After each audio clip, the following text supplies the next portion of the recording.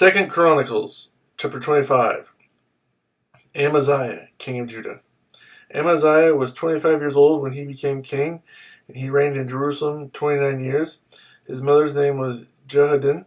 She was from Jerusalem. He did what was right in the eyes of the Lord, but not wholeheartedly. After the kingdom was firmly in his control, he executed the officials who had murdered his father the king. Yet he did not put their sons to death, but acted in accordance with what is written in the law, in the book of Moses, where the Lord commanded, "Fathers shall not be put to death for their children, nor children put to death for their fathers. Each is to die for his own sins." Amaziah called the people of Judah together and assigned them, according to their families, to commanders of thousands and commanders of hundreds for all Judah and Benjamin. He then mustered those 20 years old or more, and found that there were 300,000 men ready for military service, able to handle the spear and shield. He also hired 100,000 fighting men from Israel for 100 talents of silver. But a man of God came to him and said, "O king, these troops from Israel must not march with you, for the Lord is not with Israel, not with any of the people of Ephraim. Even if you go and fight courageously in battle, God will overthrow you before the enemy, for God has the power to help or to overthrow." Amaziah asked the man of God, "But what about the 100 talents I paid for these Israelite troops?"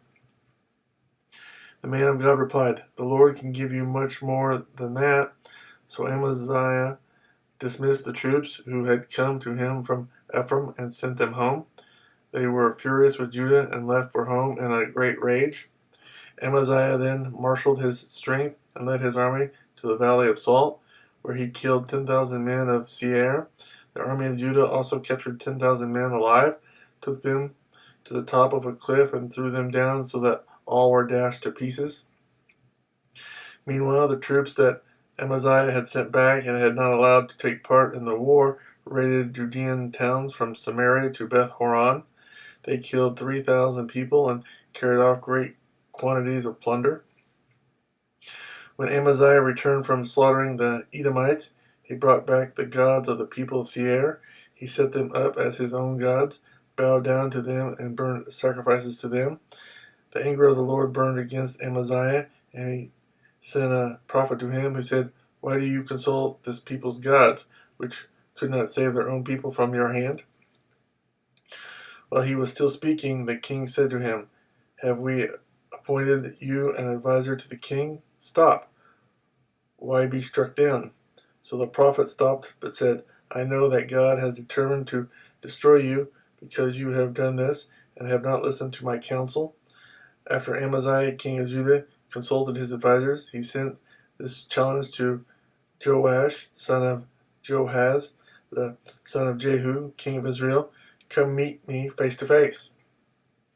But Joash, king of Israel, replied to Amaziah, king of Judah, "A thistle in Lebanon sent a message to a cedar in Lebanon, 'Give your daughter to my son in marriage.' Then a wild beast in Lebanon came along and trampled the thistle underfoot. You say to yourself that you have defeated Edom, and now you are arrogant and proud. But stay at home. Why ask for trouble and cause your own downfall and that of Judah also?" Amaziah, however, would not listen, for God so worked that he might hand them over to Joash, because they sought the gods of Edom. So Joash, king of Israel, attacked. He and Amaziah, king of Judah, faced each other at Beth Shemesh in Judah. Judah was routed by Israel, and every man fled to his home. Joash, king of Israel, captured Amaziah, king of Judah, the son of Joash, the son of Ahaziah, at Beth Shemesh. Then Joash brought him to Jerusalem and broke down the wall of Jerusalem from the Ephraim gate to the corner gate, a section about 600 feet long. He took all the gold and silver and all the articles found in the temple of God that had been in the care of Obed-Edom, together with the palace treasures and the hostages, and returned to Samaria. Amaziah, son of Joash, king of Judah, lived for 15 years after the death of Joash, son of Jehoahaz, king of Israel. As for the other events of Amaziah's reign, from beginning to end, Are they not written in the book of the kings of Judah and Israel? From the time that Amaziah turned away from following the Lord, they conspired against him in Jerusalem, and he fled to Lachish. But they sent men after him to Lachish and killed him there. He was brought back by horse and was buried with his fathers in the city of Judah.